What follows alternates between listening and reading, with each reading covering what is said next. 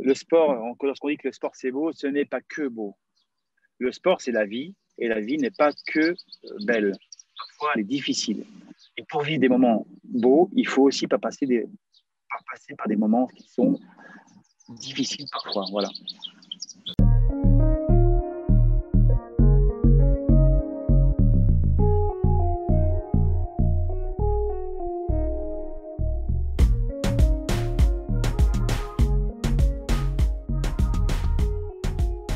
Nouveau numéro de Le Talk aujourd'hui. Aujourd'hui, un numéro encore très spécial, comme j'ai l'habitude de dire. Aujourd'hui, je reçois un des pionniers de la natation française en eau libre. Il a participé et a gagné les plus belles épreuves internationales lorsqu'il était athlète. Et ce n'est pas à nos amis de la traversée du lac Saint-Jean au Québec que je vais dire le contraire. Il est le leader aujourd'hui incontestable et le chef d'orchestre de l'équipe de France Open Water. Il s'évertue depuis presque 9 ans à bâtir et porter sa nation et sa natation vers les sommets de l'Olympe. J'ai le plaisir, l'honneur de recevoir le directeur en eau libre de la natation française, mon ami Stéphane Leca. Bienvenue Stéphane. Salut Greg. Ça m'a fait kiffer cette petite intro juste pour toi, ça me fait plaisir. Merci beaucoup. C'est mérité, on va en parler, mais c'est mérité tout ce que je dis, tu vois, c'est pas... Je pense pas que ça tombe du ciel. Hein. Tu étais humble, mais tu me diras pas le contraire. Je dirais pas le contraire, mais c'est un travail d'équipe, c'est pas tout seul. Oui. Voilà, c'est avant tout des nageurs de qualité, avec de grandes qualités, et puis après c'est un staff important où chacun a son rôle. Et puis moi j'essaie d'être un peu le chef d'orchestre là-dedans. Alors parfois c'est bien, c'est magnifique, et parfois ça l'est un peu moins, mais on essaye. On a de la chance pour l'instant, ça a été plus bien que moins bien. Bon, merci Steph en tout cas de me recevoir. On est en direct de la Picardie, hein, si je ne me trompe pas, c'est ça? On est à Compiègne, on est chez moi. De toute façon, la maison est à ma gauche, et là il y a l'Oise, donc je suis dans le département de l'Oise en France. Et voilà, c'est une ville qui est au nord de Paris, à 35 minutes de l'aéroport Charles de Gaulle. Et c'est assez pratique pour moi d'aller à Paris, c'est assez pratique pour moi d'aller à Charles de Gaulle. Et puis j'ai tous mes potes ici avec qui je fais du vélo le week-end quand je suis là. Et quand je reviens ici après un déplacement, je me pose devant la fenêtre, là, je regarde l'Oise. Il y a un spectacle tous les matins et tous les soirs ici avec une faune incroyable. Et ça me donne beaucoup de force. Voilà. Avant de partir et quand je reviens. Je vous invite à aller visiter la page Instagram de mon ami Steph. Il y a quelques petites belles photos de son petit coin. Mais c'est important de bien s'installer, de bien être posé pour faire le travail que tu fais, parce que on va en parler, mais parce que tu donnes quand même beaucoup. Bon, Steph, on va rentrer dans le vif du sujet, comme j'ai l'habitude de dire. Tu reviens là des championnats d'Europe en eau libre. On est à quelques semaines des Jeux Olympiques. Un petit bilan des championnats d'Europe avant les Jeux. Bon, les championnats d'Europe, je vais juste rappeler, tu me coupes si je me trompe, médaille d'or aux 25 km avec Axel, médaille d'argent aux 5 et aux 10 avec Marc-Antoine Olivier, médaille de bronze aux 5 avec Océane Cassignol, médaille d'argent, et celle-là j'aime bien parce qu'on va en parler, de Lara Grandjean aux 25 km. Ce profil de nageuse-là, ça m'intéresse. Moi, je veux vraiment pouvoir en parler. Si j'oublie, s'il te plaît, rappelle-moi parce que c'est bon là. Une quatrième place au relais. Une histoire super intéressante. Et le relais mix, vous finissez 4e. On peut dire que c'est un bilan quand même correct. Enfin, moi, je trouve correct vu de l'extérieur. Pour toi, tu vas nous dire tout de suite par rapport à la prépa, par rapport aux Jeux Olympiques. Un petit bilan et puis l'enseignement que tu tires rapido de cette compétition-là. Alors, ce bilan, il est quand même plutôt positif. On n'avait jamais trop excellé au championnat d'Europe. On avait plutôt excellé au championnat du monde. Alors, tant mieux. Hein.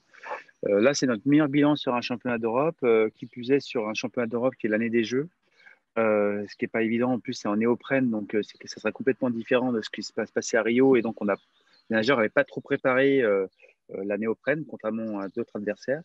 Et donc, c'est plutôt satisfaisant. On avait des nageurs qui étaient absents et qui sont de grande qualité parce qu'ils n'avaient pas rempli les critères de sélection. J'espère que l'année prochaine, ils seront présents lors des championnats du monde et des championnats d'Europe parce que je suis convaincu qu'on peut faire beaucoup mieux. Voilà. Donc, il y a des points positifs dans l'optique de Tokyo où on a vu Marco être dans le game, mais pas gagner, mais dans le game quand même. Et puis, on a vu Lara faire appel à a des ressources mentales très, très, très intéressantes. Elle revient vraiment très, très bien après, voilà, après avoir essayé de chercher en fait, la meilleure façon en fait, de s'y prendre et je crois qu'elle a vraiment trouvé. Et puis, voilà, on a aussi sur l'analyse, en fait, on a un staff important avec des gens qui analysent en fait, les courses et on a eu des points très, très importants sur l'analyse en fait, qui nous font dire qu'on pourra pouvoir encore mieux jouer d'ici 8 à 9 semaines.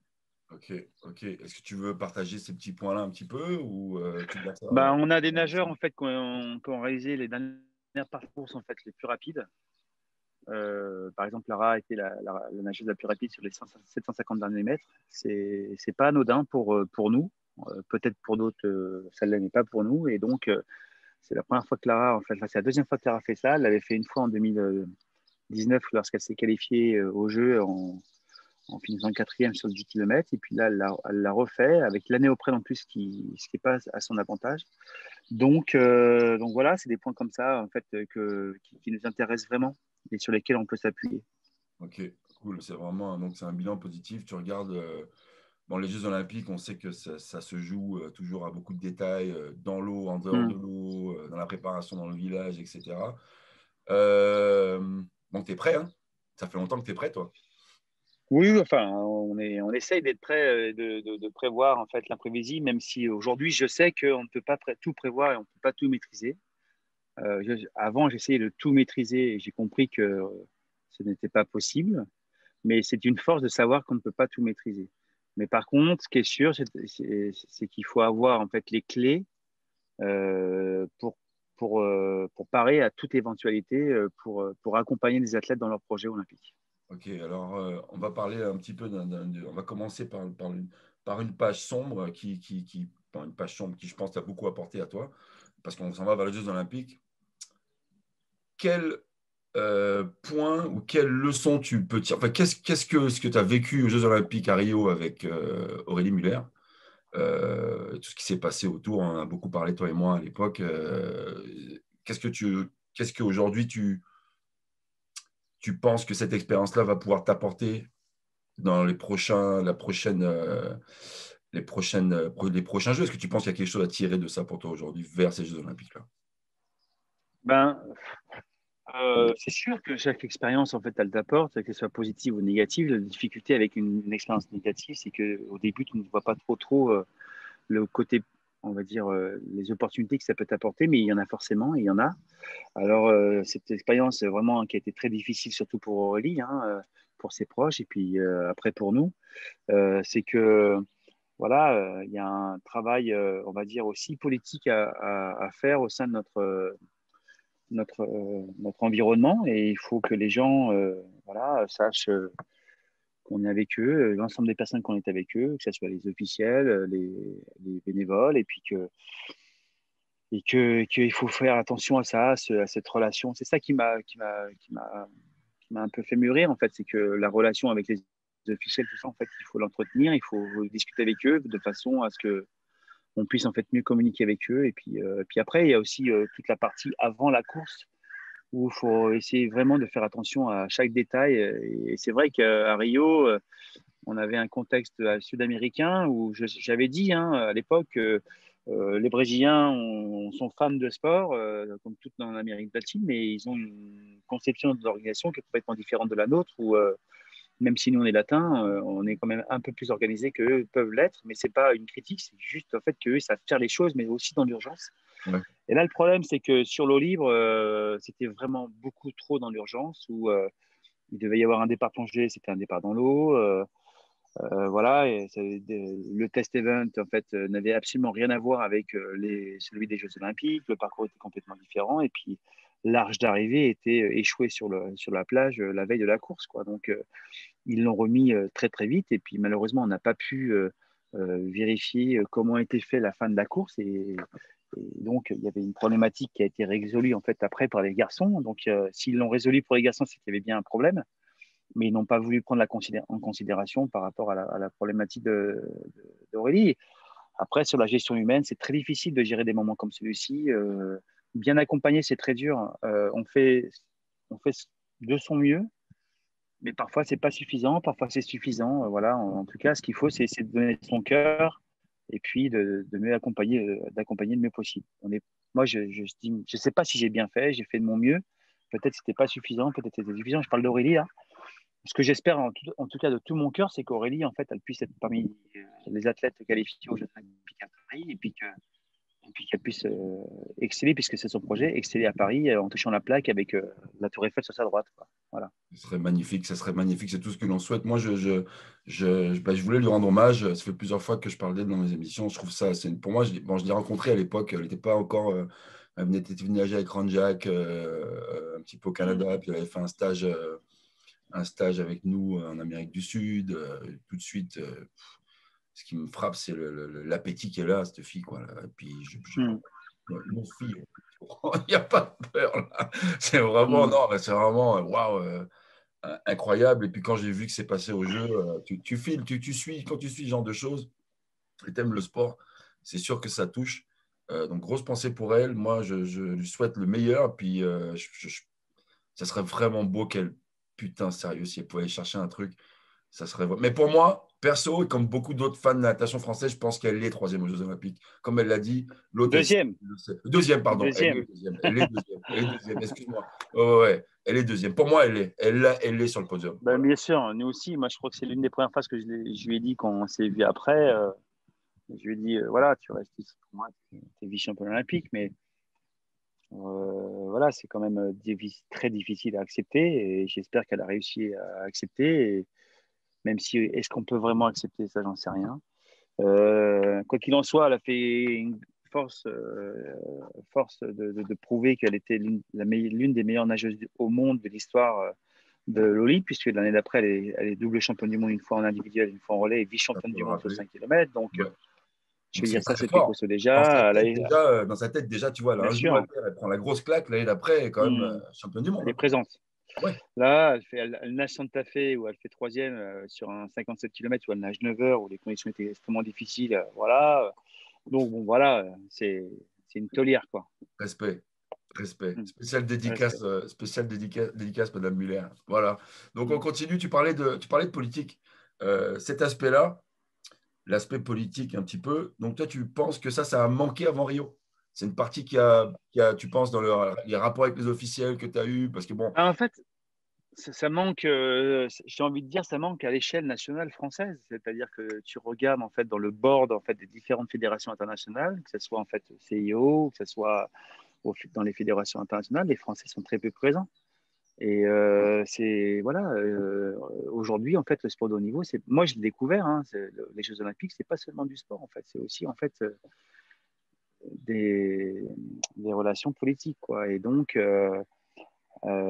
c'est un paramètre important. Et c'est un paramètre important. Et tout à l'heure, on parlait de maîtrise. Et ça, c'est des choses en fait qu'on ne peut pas maîtriser. On est obligé en fait de faire ce jeu-là avec d'autres personnes en fait. Et si elles ne sont pas présentes et si elles ne sont pas dans ce board-là, eh ben, c'est compliqué. Donc il faut essayer de trouver des liens, si possible. Je ne dis pas que c'est la condition de réussite, mais je dis que contribuer. ça peut aider. Ça peut contribuer à ce que ça se passe mieux. Ouais, c'est un support. C'est si tu peux t'adresser à une personne qui fait partie du board en français déjà, ou même tu sais que bon, ben, qu'elle est de la même nation et qu'elle va aussi Mm. défendre tes intérêts. C'est plus ici, si les Italiens ils ont deux représentants, et puis les Anglais ils en ont deux, et puis les Brésiliens ils en ont trois, et que toi tu en as zéro, c'est sûr qu'il y a une information que les autres auront, que toi tu Oui, auras. parce que c'est sûr que les officiels, ils font leur taf, il n'y a aucun problème là-dessus. Mais quand tu es officiel sur une compétition comme celle-ci et que c'est quand même ta nation, tu représentes ta nation, même si on te dit en tant qu'officiel que tu ne vas pas avoir d'affect, forcément, il y en a un. C'est obligatoire, c'est quand même ton pays, tes athlètes. Donc, en fait, il y a quand même une part en fait, légère, mais elle est quand même importante. Ouais, j'ai trouvé ça. Il y a une image qui me vient là. Il y a une image qui me vient par rapport à ce qui s'est passé au jeu. C'est peut-être violent ce que je vais dire, mais tu sais, j'ai deux comparaisons. Enfin, je peux faire une belle métaphore par rapport à la non-sanction ou à la maintien au déclassement qu'Aurélie a subi. C'est comme un petit peu pour moi l'attentat de Schumacher sur Battiston en équipe de France en Hmm. 82, là, puis l'arbitre qui n'a pas de biscotte. Et Pas de faute. aujourd'hui encore, le mec, il est bien. Tu sais. Non, mais Oui. et voilà, normal. Ça, c'est, tu vois, des trucs. Non, mais c'est ouais, en fait c'est une sanction, hein. C'est pas un déclassement, c'est une Ouais, sanction ouais, ouais, puisqu'en ouais, fait elle a été disqualifiée quand même. ouais. Elle a été disqualifiée, Aurélie, sans qu'il y ait aucune demande de quelque pays que ce soit. En fait, il n'y a aucun pays qui a porté une proteste contre la France, contre Aurélie. Zéro. Ça, c'est important à souligner quand même. Est-ce qu'aujourd'hui, ça peut arriver encore, ça? Mais je pense que oui, c'est arrivé une fois. Enfin, je pense quand même que voilà, les gens se souviennent de ce qui s'est passé, mais bien sûr que c'est arrivé une fois. Aujourd'hui, en fait, il n'y a rien qui a été mis en place pour que ça ne se passe pas. En aviron, par exemple, tu peux être déclassé. En natation, la FINA, elle te dit soit tu es classé, soit tu es disqualifié. Point barre. C'est comme ça. Donc, nous, on avait œuvré pour qu'il y ait un déclassement. Aujourd'hui encore, dans le règlement de la FINA, on va aux Jeux Olympiques de Tokyo. Le déclassement n'existe pas. Tu es soit classé, soit disqualifié. Direct. Direct. Écoute, alors là, tu t'en vas pour Tokyo dans quelques semaines. Ça fait longtemps que tu prépares ça.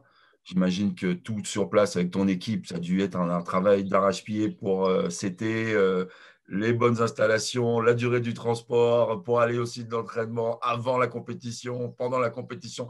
Tout est calculé de ton bord, ça je le sais, 100%. Tu dois être vraiment, vraiment prêt. Même les menus hein, sont prêts, j'imagine. La bouffe, cuistot. Mon gars, tout est clean, clean, clean de chez clean, j'en suis sûr. Je me trompe pas là. À plus. Non, non, non, non, c'est bon, c'est Bon. bon. Et depuis longtemps, et depuis longtemps. Là, maintenant, on met les petits détails. Là. On met les petits Hmm. détails, on se prépare. On prépare. Ben, il a quand même fallu changer des choses parce qu'il y a eu, il y a eu Covid quand même qui est passé par là, Ouais, ouais. qui nous a dit, bon, bah, les gars, c'est un peu trop facile pour vous. On va vous en rajouter une couche. Hein. On va vraiment voir si vous êtes au point. Et donc, il a quand même fallu inventer des choses et puis, voilà, réadapter les choses et c'est pas fini. Mais c'est vrai que on a été la première fois en stage en 2017, l'eau libre fin octobre 2017 à Kanazawa, où on a visité quelques installations. Et puis ensuite, on y est retourné en 2019, avant les championnats du monde de la Corée, où on a fait le stage terminal à Akusan exactement, Akusan, à côté de Kanazawa, sur un bassin de 50 extérieur, ce qui est rare au Japon, il fallait le trouver. Et donc, voilà, on connaît tout le monde là-bas. Ça, c'est un gros avantage, je pense, c'est qu'en fait, tous les Français sont connus en fait au sein de cette ville-là. On connaît les personnes, on connaît le responsable du sport, on connaît l'interprète, on connaît en fait le resto, le chef resto, les gens de l'hôtel nous connaissent. Voilà, il y a un petit côté français. La ville de Kanazawa, d'ailleurs, en fait, va même envoyer, vu qu'il n'y a que des supporters français, supporters japonais, la ville du Kanazawa et Akusan vont même envoyer en fait des gens de ces deux villes supporter les Français lors des Ah, épreuves. cool. Donc bon voilà, on n'est pas chez nous, mais Vous êtes bien. on a une relation avec eux importante. On a fait du Covid en fait, et lors du confinement, on a fait des vidéos pour supporter les gens de Kanazawa et d'Akusan. Voilà, on est avec eux, ils sont avec nous. De toute façon. Je dis souvent, à partir du moment où en fait, tu fais une action pour l'équipe de France, tu es dans le projet. Et il n'y a pas de petites actions. C'est voilà, c'est étape Toutes par les actions, étape. Et puis, bien sûr, c'est elles ça qui est, comptent. ça, Elles c'est comptent très toutes. Puis là, important. tu vois, on parle des paramètres externes à la performance, mais qui sont aussi prépondérants à la performance, parce qu'il faut quand même faut quand même bien les mettre. Hein. Il faut mettre les athlètes dans les meilleures conditions. Donc là, je pense que la table est mise. Parle-moi un petit peu de ton équipe, parce que là, l'équipe est faite depuis longtemps. Quand je te parle de ton équipe, Encadrement ou des d'abord, nageurs? pardon? Des On va, nageurs ou on de va commencer l'encadrement? par les nageurs et leur coach. Hmm. Puis on va faire le staff un petit peu après. Je connais un petit peu ton staff. On va en parler aussi après parce que je sais que c'est important pour toi. Je sais que tout le monde a mis la main à la pâte et puis tu n'as pas été le seul à te taper des voyages au Japon. Je pense qu'il y a beaucoup Hmm. qui ont fait des allers-retours, mais on va rester dans la natation puisqu'on va vers Tokyo. Donc, tes représentants sur les épreuves et puis, puis les objectifs principaux, quoi. Alors, donc, chez les filles, on a Lara Grandjean qui a fait quatrième au championnat du monde de 2019 parce qu'il fallait rentrer dans les 10 premières pour se qualifier directement aux Jeux Olympiques. Et malheureusement, Aurélie a fait 11e, donc à un dixième près, elle ne se qualifie pas pour les Jeux. Et chez les garçons, on a Marc-Antoine Olivier qui a fait vice-champion du monde en 2019, derrière Velbrock, l'Allemand, et à 2 dixièmes. Mhm. Et puis, on a David Debré qui a fait 10e, qui a pris la dernière place de qualification. Voilà. Donc, on a fait euh, 3 sur 4 possibles. Voilà, j'aurais bien aimé avoir 4 sur 4, donc 2 filles, 2 garçons, mais malheureusement, c'est pas comme ça. Bon, après, voilà, si je dois en parler, donc on va commencer par Lara. Lara, en fait, a une expérience incroyable, un backstage incroyable en natation course. Elle a été finaliste sur 404 nages, elle a fait plusieurs médailles internationales en petit bassin. Voilà, une grosse expérience. Après les Jeux Olympiques de Rio, elle a souhaité venir en eau libre, donc eh ben, elle s'est formée, voilà, elle a fait des étapes de Coupe du Monde. Et ce qui est important à souligner, c'est que la première étape de Coupe du Monde qu'elle a faite, c'est elle qui a payé son billet d'avion pour venir à la Coupe du Monde de Hong Kong. Voilà, et elle est venue à Hong Kong. C'est la première fois où nous, on faisait la Coupe du Monde de Hong Kong. On allait au stage au Japon. Et je lui dis, elle me dit, je veux faire de l'eau libre. Je dis, bah, très bien. Donc, je dis, bah, il y a une Coupe du Monde si tu veux. Ok, je viens. Je dis, bah oui, mais sauf que c'est toi qui payes. Donc, elle a payé. Et puis, je lui dis, ben, et elle me dit, je peux faire le stage au Japon. Je dis, non, tu n'es pas encore en équipe de France d'eau libre. Donc, tu retournes en France. Et elle a eu l'intelligence d'accepter et de se dire, bah, en fait, voilà, c'est vrai que je suis une taulière en fait, dans l'équipe de France de natation course, mais en eau libre, je débute. Donc, elle a accepté ça et voilà, elle a œuvré pour monter petit à petit en fait, les échelons. Et je crois qu'aujourd'hui, elle comprend de mieux en mieux très fort l'eau libre. C'est fort d'avoir réussi à accepter ça. C'était pas simple, hein, je Je voulais pense. en parler parce que je trouve que, un peu comme en course, en course à pied, il y a beaucoup d'athlètes, et on n'en parle pas assez, qui sont pas vraiment qui sont pas vraiment issus du monde de l'endurance ou de la longue, des longues courses, ou qui viennent pas vraiment de là, et qui, tard dans leur carrière, bon, ben, décident d'aller vers ça. Et puis, si en fait, ils n'ont pas peur de s'entraîner et que la tête est là, c'est encore une discipline où ils peuvent progresser et puis atteindre des objectifs Mm. intéressants. Le cas de Lara, c'est quand même incroyable. Bon, elle a nagé parce qu'elle faisait du 400e et du 200 fly, mais de là à nager 25 km comme elle le nage aujourd'hui, c'est une sacrée transformation. Moi, je lui tire mon chapeau parce que je l'ai vu en camp, en stage à Font-Romeu quand on s'était croisés. C'était pas facile. Et puis, bon, Mm. toi, tu étais là, vous aviez eu des bonnes petites discussions. Moi, bon, après, moi, je la connais pas personnellement assez pour pouvoir me permettre de faire quelque chose comme commentaire, mais je trouve que, putain, quand même, tu prends le bilan, c'est une fille quand même natation, piscine, 200 fly, 400 IM, qui devient une top nageuse mondiale sur 25 km et 10 km. C'est quand même Oui, c'est vrai. impressionnant et j'espère que ça va inspirer beaucoup, beaucoup d'autres nageurs. Et peut-être que c'est le cas en France, n'est-ce pas?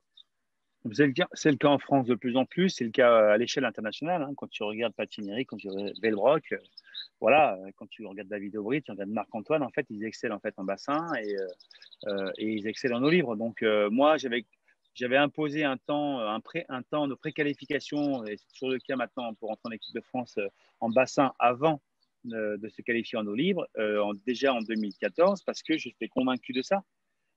J'étais convaincu que de toute façon, il faudrait nager très vite en bassin pour avoir une base, pour après mettre à l'épreuve de la durée la vitesse de base que l'on avait, quoi.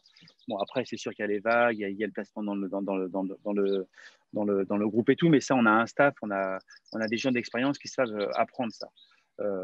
Et donc, voilà, il fallait mettre en place ce socle-là. Et puis, j'avais dit au DTN de l'époque que de toute façon, il fallait que les nageurs de l'équipe de France d'eau libre soient les meilleurs nageurs de demi-fond de France pour être les meilleurs nageurs d'eau libre du monde. C'est une clé en fait. Et aujourd'hui, c'est encore vrai parce qu'il faut que, si on veut être les meilleurs, il faut que les nageurs d'eau libre en fait soient les meilleurs en France en bassin. Donc, quand tu vois Lara arriver, t'as pas, t'es pas, tu te dis pas, enfin, tu as quand même un peu d'espoir. Tu dis pas que c'est un projet Bah oui, qui peut de toute fonctionner. façon, moi j'ai de l'espoir avec tout le monde, moi, hein. Mais après, la vérité, elle est au quotidien. C'est être capable de donner le 100% de ton 100% du quotidien. C'est voilà, c'est de faire d'un pépin une pépite. Voilà, même si Lara, en fait, c'était quand même déjà, en fait, elle avait un gros socle, mais elle faisait du 404 nage, elle faisait du 200 fly, comme tu dis, mais le 1500, Excuse-moi, elle en avait, non, c'est pas de problème, j'ai compris. Mais sauf que voilà, il fallait œuvrer maintenant sur le 400 crawl, sur le 800, sur le 1500, sur le 200 crawl qui est très important aussi. Donc voilà, il fallait transférer ça en fait sur le 10 bornes. En tout cas, Et moi, puis je tiens. le 25 km aussi, parce que ce qu'il faut se rappeler, c'est que David Aubry, en 2018 au championnat d'Europe de Glasgow, il fait le 25 km. Et un an après, il est troisième au 800 mètres nage libre sur les championnats du monde. Et il fait dixième au 10 bornes. Ouais, ouais, ça en est un autre. Ça en est un autre qui aussi. Et j'en ai d'autres exemples. C'est Jordan Willemoski. En 2013, il fait 25 km sur l'équipe des États-Unis. En 2015, il est champion du monde. Et en 2016, il fait 1500 10 bornes aux Jeux Olympiques. C'est le premier Américain à avoir doublé les deux épreuves. Et aujourd'hui, ça se J'en ai... fait. Ça Oui, se fait oui, de oui. plus en plus. Mais je L'Italien, suis convaincu, en fait, qu'il y a vraiment en fait un transfert, j'allais dire de compétences, mais de qualité aussi en fait mentale, et même en fait d'apprentissage, de coordination et voilà, surtout mental en fait sur cette capacité en fait à œuvrer dans les deux disciplines. Et tu vas chercher des nouvelles choses qui te rendent plus fort par rapport aux autres, c'est sûr et certain. c'est sûr. C'est sûr et certain. Et j'engage les gens en fait lorsqu'ils ont des nageurs en fait de distance, du 400 jusqu'au 10 bornes et en passant par le 1500-800, de s'engager en fait dans ces expériences-là, vraiment. Donc là, tu as quand même 3 nageurs qui arrivent avec un sacré palmarès aux Jeux Olympiques. Alors, pour rappeler à nos auditeurs, c'est les personnes qui nous regardent, tu as combien de nageurs qui sont qualifiés pour la course homme et pour la course femme? Deux garçons, maximum deux Au garçons, deux total. filles. Au total. Ah, au total, alors, il y a 25 garçons, 25 filles. Donc, OK. beaucoup moins qu'au championnat du monde où là, on a plus de 80 nageurs. Donc, c'est une course complètement différente. Complètement. C'est un tout petit peloton. Et quelle est la nation qui est full complet à 4? Les Allemands. Les Allemands. OK. OK. Est-ce Et qu'on peut dire aujourd'hui les Allemands, uniquement les Allemands. Ouais. Est-ce qu'on peut dire aujourd'hui que l'équipe de France fait partie un petit peu du Gotha de l'eau libre international? Parce que bon, les Allemands sont là, mais je pense que vous partagez pas mal les titres avec les Allemands. Il y a Les une autre nation Italiens, les italienne. Hongrois, Ouais. les Hollandais, les Hollandais qui ont quand même les deux titres olympiques à Rio. Hein. Ouais, mais si vous Faut dire, arrêtez de les coacher par nos coachs français, ça serait peut-être mieux quand bon, même. bon, non, on va en parler de ça si tu veux. C'est intéressant ce sujet-là. Vraiment, c'est très Ouais, non, intéressant. je vais en parler, Mais, je vais en parler de ouais. ça. Je vais en parler. Voilà, oui, on fait partie. Bah, en 2019, en 2017, on est deuxième nation au championnat du monde, au classement des nations, et en 2019, on est première nation mondiale au championnat du monde de Guangzhou. Donc, oui, on fait partie en fait du haut du tableau en fait de la nation en Olympie. Mais après, une fois que la compétition est terminée, que tu as excellé, que tu es premier ou deuxième, bah, tu as été, tu n'es plus. Il faut Faut continuer. recommencer. Faut continuer. Mm. Mais une fois que tu as commencé à cultiver, c'est plus facile de continuer à développer que de repartir aux racines et à la terre. Et c'est un peu ce que tu as fait il y a 8-9 ans quand Oui, tu as commencé. Parce que les débuts de c'est natation, différent. Je sais pas si c'est plus facile en fait. C'est différent. Avant, eh, je pensais eh, que c'était plus facile. Steph, si tu fais un arrêt sur image, tu reviens 9 ans en arrière. Regarde ton nombre de licenciés. Regarde l'impact de la Ah natation. oui. Regarde tes résultats. Est-ce que en Mm. quelques mots, là, tu es capable de me dire les transformations majeures qui ont été établies dans les 2 derniers cycles olympiques, parce que c'est un peu ça, 9 ans, quoi. Ben, en fait, en 2013, il y a environ 3000 nageurs par an qui font de l'eau libre. En 2019, il y en a plus de 25 000. Waouh, voilà. Ça, c'est la masse et c'est super important. Voilà, on a des événements aujourd'hui, en fait, ça quasiment, il y en a une fois et demie de plus durant tout l'été. Et voilà, on a fait plusieurs fois meilleure nation européenne junior et on a gagné, je ne sais plus combien de titres de champion du monde. Je compte pas, en fait. Mais J'aime pas comment trop vous ça. avez Mais fait, comment est-ce que vous avez, c'était quoi les stratégies de développement et de promotion pour le sport? Parce que vous commencez à 3000 au départ, mais c'est ce alors, que vous avez fait au plus bas étage, quoi, pour commencer. bah parce qu'en fait, on a eu la chance d'avoir des résultats. Le premier titre de champion d'Europe, c'est avec Axel Raymond en 2014 à Berlin, qui est Ok. extrêmement important. Où on fait une compétition à Berlin, je me souviens, on fait des places d'honneur, on fait quatrième, on fait sixième. Et à chaque fois, les nageurs sortent de l'eau, ils me disent ah, j'aurais pu, mais je ne l'ai pas fait. Et je me souviens, la veille de la course du 25 km, moi, je leur dis écoutez, ça fait un an que je suis là. Vous me dites tous, les entraîneurs et les nageurs, que c'est super. En fait, vous voulez profiter de mon expérience. Mais si c'est pour en fait faire quatrième, sixième, en fait, on va arrêter là. Moi, je vais rentrer chez moi, voir mes enfants. Et puis vous, vous allez continuer, puis vous ferez encore quatrième, sixième. Si moi, je vous dis que vous êtes capable de gagner, il faut gagner, parce que je ne vous dis pas ça pour vous faire plaisir. Et heureusement, le lendemain, en fait, Axel gagne. Et ça lance le truc. Enfin, moi, je suis convaincu que ça lance le truc. Axel, en fait, dans ma carrière professionnelle, il est extrêmement important. Pas que lui, mais c'est lui qui lance le truc, qui fait voir qu'en Olive, les Français, ils peuvent gagner. Après, c'est magnifique. L'année d'après, en fait, Aurélie, championne du monde. Voilà, Marc-Antoine, en fait, qui est le plus jeune, en fait, il me semble, sixième, il se qualifie au jeu. Voilà, après, c'est parti. Après, c'est parti. Et la stratégie, en fait, pour revenir, en fait, pourquoi en fait on est arrivé là, c'est parce que je pense que moi, je suis arrivé, je me dis bon, il y a 35 nageurs, 40 nageurs à chaque fois au championnat de France qui participent, c'est très peu. Donc, comment on fait pour ramener des nageurs? Et je me dis, en fait, j'étais convaincu que l'équipe de France faisait rêver. Porter le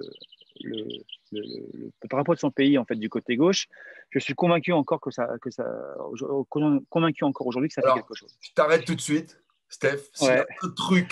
Il y a un truc que tu représentes bien, c'est ça. Écoute, et on n'en a C'est la jamais parlé. baguette. On n'en a jamais parlé entre toi et moi, mais s'il y a un truc que tu représentes, s'il y a un mec qui est fier, et quand la Marseillaise qui pleure, c'est toi. Il est 100% sûr. Non, mais ça me touche ce que tu dis, mais c'est parce que mes parents qui m'ont donné ces valeurs-là. Moi, le pays, voilà, c'est extrêmement important. C'est pas du nationalisme, hein, c'est vraiment les couleurs du pays. Voilà, et à partir du moment en fait, où on accepte une sélection, ça veut dire quelque chose. Ça veut dire que voilà, tu représentes ton pays et c'est pas rien, quoi. C'est important. Tu peux pas baisser les bras. Je veux dire, le coq, il est fier, il a toujours la tête haute et ben voilà, mais il faut s'y préparer. Ta responsabilité, c'est celle-ci, c'est de t'y préparer pour porter haut les couleurs, celle de ton pays, celle de ta famille et puis les tiennes. Et donc partant de ce constat-là, je me dis bon, bah alors vu que je veux mettre en place un pré-critère en bassin, ce que je vais faire, c'est que je vais mettre ces pré-critères en bassin sur les différentes catégories, et puis tous les mois, on va faire de la com en fait. Donc, tous les mois, sur Extranat, sur le site de la fédération, et puis également avant, il n'y avait pas Instagram, mais sur Facebook, on mettait en fait ces fichiers-là et on disait, bah voilà, les nageurs qui sont préqualifiés à l'équipe de France. Et puis, tu avais des gamins qui disaient à leur entraîneur le lendemain ou à leurs parents, mais t'as vu, en fait, il y a un moment, j'ai fait le temps, je peux être préqualifié en équipe de France. Je pouvais pas, je savais pas que je pouvais faire ça. Et puis, on a eu plein de monde qui est venu au Spa de France. La première année, il y en a eu peut-être 30 en plus, après 40. Et puis en 2019, on a eu au départ 200 nageurs au 10 bornes. Wow. Au départ. Et donc, c'est plus pareil en fait. C'est plus la même chose. C'est que quand tu as 15 juniors en fait qui se battent en fait pour être en sélection, parce qu'ils ont fait le pré-qualif, c'est pas la même tension que quand tu es deux au départ. Et puis, c'est pas la même préparation non plus, parce que quand tu es dans l'eau, en fait, tu sais bien, en fait, 6 semaines ou 8 semaines ou 4 mois avant, et que tu sais que tu es préqualifié, mais qu'il y en a 15 autres aussi qui ont fait le temps, tu ne te prépares pas de la même manière. Et puis, tu as envie de représenter ton pays. Et puis, un autre point aussi important, c'est qu'en eau libre, en fait, généralement, les endroits où tu vas, c'est pas quand même dégueulasse, quoi. Les Seychelles, la Croatie, voilà, c'est plutôt sympa, en fait. Lac Saint-Jean, donc c'est dans un endroit magnifique, donc il y a aussi ça qui te plaît.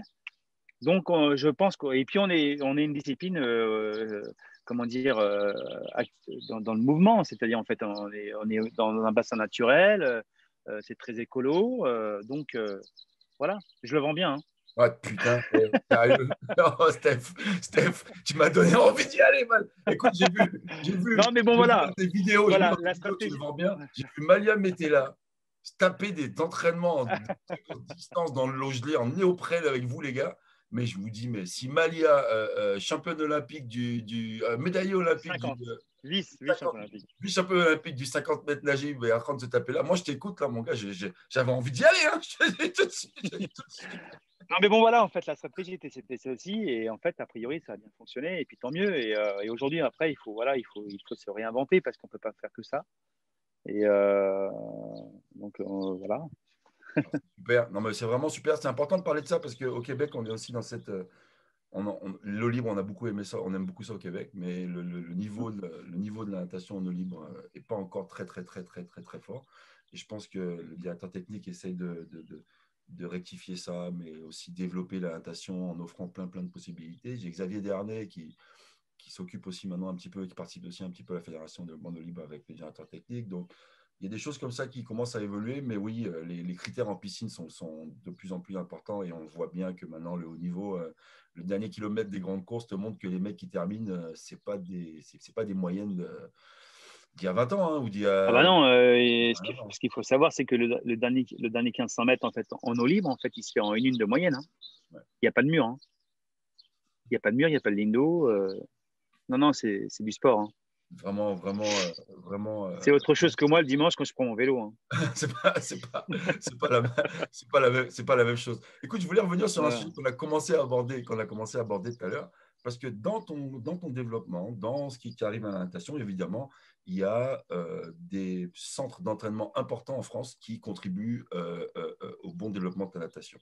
Et un des centres principaux, d'ailleurs, j'essaie de l'inviter, j'essaie de l'avoir depuis un petit bout, mais on en parlera. D'ailleurs, tu pourras peut-être m'aider, on en reparlera. Mais notre ami Philippe Lucas. Notre ami Philippe Lucas entraîne donc les quelques leaders importants de la natation française en eau libre et internationale. Quels sont pour toi les bénéfices principaux que la natation française a de pouvoir s'entraîner, de pouvoir grandir avec le développement que Philippe offre à ses athlètes internationaux qui sont donc la hollandaise. Alors Sharon était avec lui, elle est Elle a, partie elle a s'entraîner été, avec les Allemands. Donc elle mais est là, il a une partie pépite, là. avec comment Il y a une pépite là, je pense, dans l'eau, là, Philippe. Euh, tu veux dire Anastasia Ça. la Russe là? Oui, Ouais. oui, oui, elle est très forte. Mais donc il y avait Sharon. Sharon est partie en Allemagne s'entraîner avec l'entraîneur de Velbrock, voilà. Et elle était avec Philippe avant. Alors moi, Philippe Lucas, il est central. Et d'ailleurs, en fait, quand je suis revenu, quand j'ai pris le poste de directeur d'eau libre à la fédération, très vite, j'étais allé voir Francis Suisse, qui était président à l'époque, et je lui avais dit, vous savez, président, je dis, il va falloir penser à faire revenir Philippe Lucas en équipe de France et, en eau libre, parce qu'en fait, c'est le meilleur, quoi. Et aujourd'hui, c'est le meilleur. Moi, j'espère en fait qu'un jour, en fait, il y aura 10 Philippe Lucas en France, mais aujourd'hui, il n'y en a pas. Il peut y en avoir, mais aujourd'hui, il n'y en a pas. Et donc, je dis, ça serait vraiment une très bonne idée, en fait, si Philippe venait, parce que Philippe, c'est du sport. Voilà, dans la relation, mais c'est un mec qui est aussi super, je veux dire, qui est un super entraîneur, quoi, qui voit des choses que d'autres ne voient pas. Et voilà, moi, j'ai pas besoin d'en dire beaucoup plus parce que regardez les résultats qu'il a, quoi. Et donc, quel est le bénéfice, en fait, à s'entraîner avec des étrangers alors que c'est un entraîneur, en fait, français? Ben, elle est simple, la réponse. La réponse, c'est que au quotidien, chez Philippe Lucas, c'est le niveau mondial. Et quand tu arrives au championnat du monde, aux Jeux Olympiques, bah, tu connais le truc, quoi. Tu n'es pas tout seul dans ta ligne d'eau avec 2 ou 3 nageurs en fait, qui sont de niveau régional. C'est en fait, chez Philippe, le lundi, tu baisses les bras. Le mardi, si tu baisses encore les bras, l'autre, en fait, il est à côté de toi en compétition. Bah, il sait, en fait, qu'il t'a tartiné ces 48 heures-là. Et si ça continue, bah, en fait, en compétition, il a un avantage et un ascendant mental sur toi. Donc, tu ne peux pas rester à cette position-là. Et quoi qu'on en dise, en fait, le haut niveau, c'est ça. S'il y a un instinct quand même animal qui est présent. Alors après, moi, je ne vous parle pas de stratégie d'entraînement en fait sur l'organisation hebdomadaire, mensuelle, les cycles, etc. Je ne parle pas de ça. Moi, je vous parle en fait uniquement en fait de la confrontation. Et la confrontation, chez Philippe, c'est pas tous les jours très dur. C'est dur, mais c'est pas tous les jours très dur. Mais c'est pareil en fait dans les autres en fait pays internationaux ou en France. Hein. De toute façon, quand tu veux faire de haut niveau, si c'était facile, on le saurait. Donc, mais voilà, c'est ça l'avantage en fait. Et c'est ça, c'est pour ça que moi je prône pour ça aussi. Alors, je vous dis pas que c'est facile. Je vous dis, mais pour moi, c'est important. Et je crois que ça peut user aussi, ça peut être difficile aussi, mentalement. Mais en tout cas, force est de constater que l'équipe de France, ça nous a permis, grâce à Philippe et à son mode de fonctionnement, d'élever notre niveau extrêmement bien. Alors attention, il n'y a pas eu que Philippe. Hein. Il y a Magali, en fait, qui fait un magnifique travail avec Axel. Et j'espère qu'elle arrivera à faire de belles choses également, encore avec Axel, mais avec d'autres nageurs. Il y a eu un élément central, comme Philippe, mais il nous a quitté trop tôt, c'est Eric Boissière, Ouais. qui a été pour moi, en fait, aussi au début de l'aventure, dès le début, qui a été central. et qui malheureusement nous a quittés trop tôt. Et ça a été très, très dur. Et aujourd'hui encore, il nous manque parce qu'en fait, il nous a apporté une sagesse et une vision vraiment extraordinaire. Même Philippe écoutait, quoi. Donc, ça nous manque. Eric nous manque beaucoup.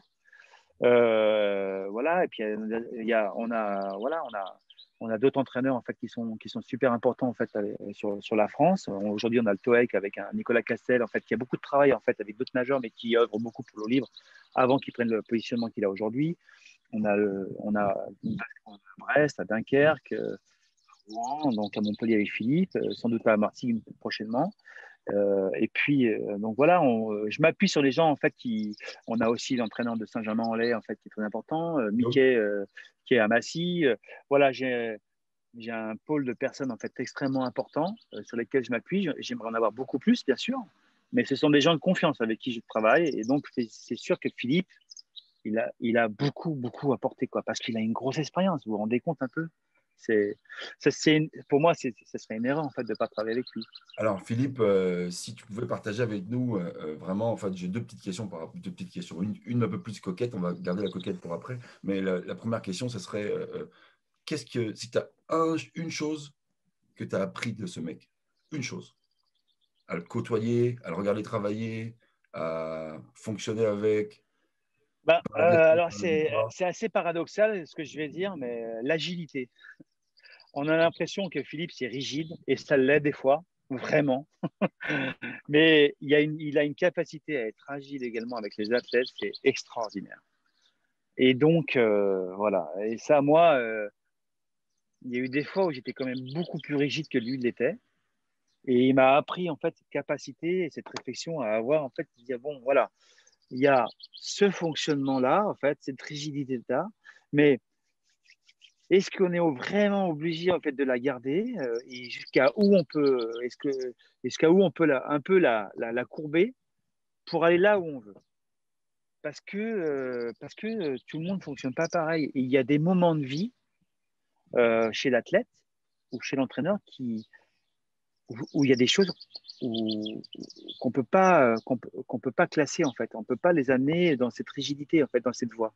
Il faut, voilà, c'est des êtres humains, c'est pas des machines. Et alors, ça, c'est ça qui m'a appris, quoi. est-ce que tu penses qu'il est un peu plus, pour faire référence à François, indirectement à François Vigrel, directement un peu plus P1 ou P2, Ah donc oui. plus P1 dans l'exploration alors? Bah, de toute façon, Philippe, oui, c'est un inventeur. Voilà, ça c'est clair.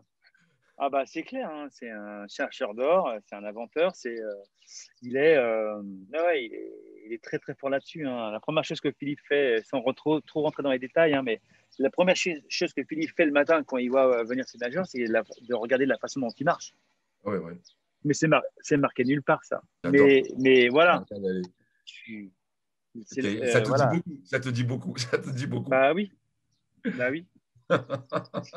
S'il traîne la patte et qu'il va se taper un 12 bornes, Je veux dire, bonne chance. même si j'adore en fait tous les aspects en fait, on en parlera certainement de tous les aspects en fait d'accompagnement à l'entraînement, les accompagnements physiologiques, etc. Avec la HRV, etc. Pour ça, mais je crois qu'en fait, il faut pas oublier en fait le BABA. Et ça, Philippe, il est hyper pragmatique, hyper pragmatique.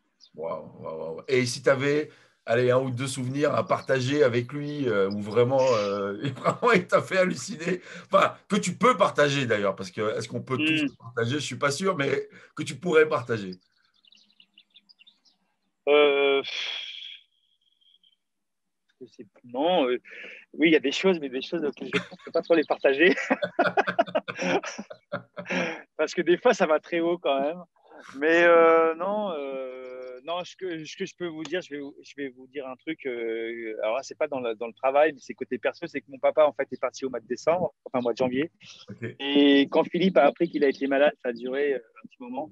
Et ben Philippe m'a appelé tous les jours. Waouh, waouh, waouh. Ça veut dire Voilà. beaucoup.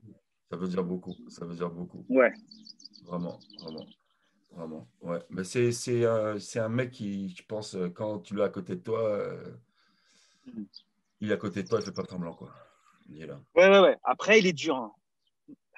Après, il est dur. Mais bon, ce qu'on a vécu à Rio, c'est dur. Et donc, voilà, en fait, c'est ce que je disais en fait, par rapport aux nageurs au quotidien et à notre monde. En fait, le sport, lorsqu'on dit que le sport, c'est beau, ce n'est pas que beau.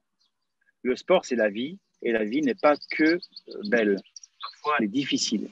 Et pour vivre des moments beaux, il faut aussi pas passer par des moments qui sont difficiles parfois. Voilà.